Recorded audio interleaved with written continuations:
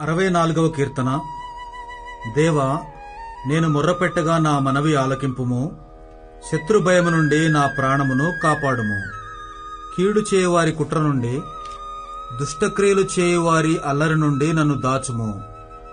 ఒకడు కత్తికి పదును పెట్టునట్లు వారు తమ నాలుకలకు పదును పెట్టుదురు. యథార్థవంతులను కొట్టవలనని చాటైన స్థలములలో చేదు మాటలను బాణములుగా సంధించుదురు. వారు భయమేమియూ లేక అకస్మాత్తుగా వారిని కొట్టెదరు. వారు దురాలోచన దృఢపరుచుకొందురు.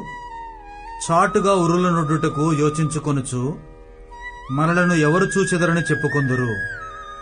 వారు దుష్టక్రియలను తెలుసుకొనుటకు ప్రయత్నింతురు. వెదకి వెదకి ఉపాయము సిద్ధపరచుకొందురు. ప్రతివాని హృదయాంతరంగము అగాధము. దేవుడు బాణముతో వారిని కొట్టును. వారు ఆకస్మికముగా గాయపరచబడెదరు. వారు కూలెదరు.